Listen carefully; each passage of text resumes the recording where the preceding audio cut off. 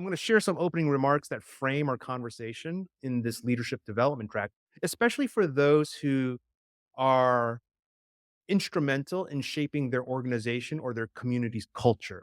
And we've been talking just the last few minutes about how power and leadership go together, how there's responsibilities of being accountable to the community that you serve, and how mental health sits at the intersection between leadership, community culture, and forms of accountability.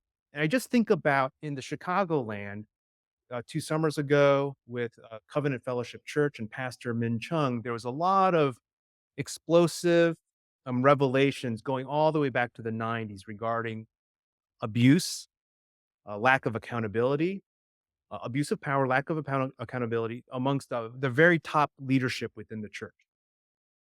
And I think it gets complicated again by Asian culture and Christian spirituality, in which we can mask abuse of power through spiritual language.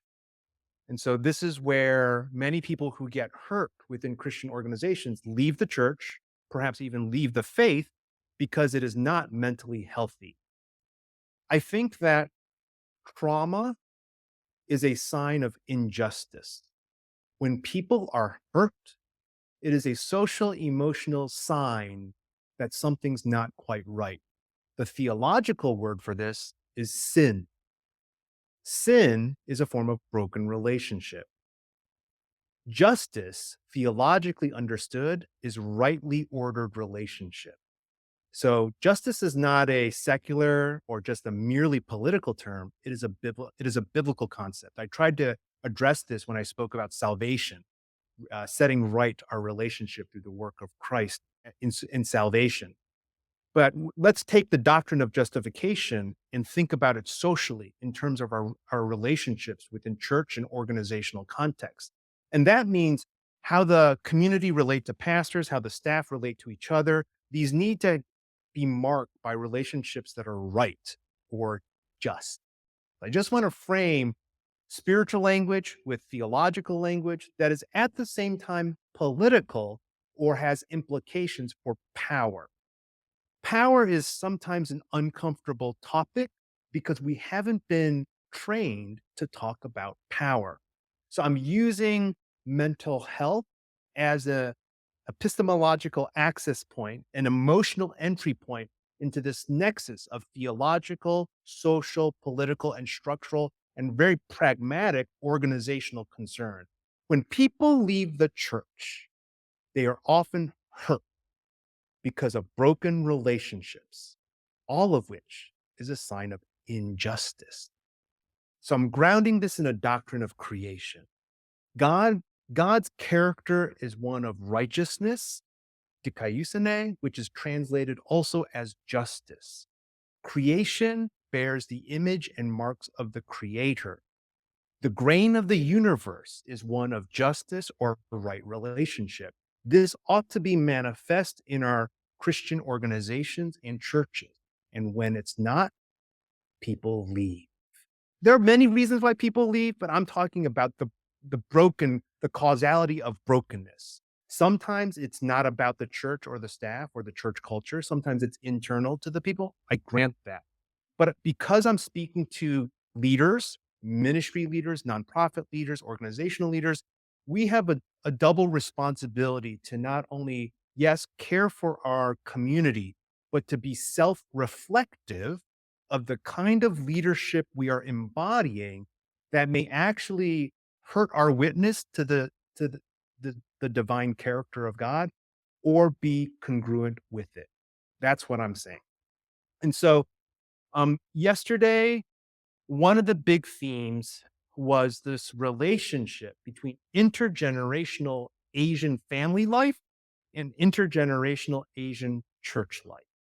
And I think we all know that in our bones. Anyone who has spent any amount of time in an Asian church, first gen, second gen, multi ethnic, feel both the joy and sometimes the pain that is very familiar because Asian family life is structured in similar ways, both intergenerationally, but even within each generation. And the thesis that we were promoting yesterday is The reason for this shared structure is because migration from Asia to the US sets up a chain of experiences that is structurally analogous. People come from Asia to the US.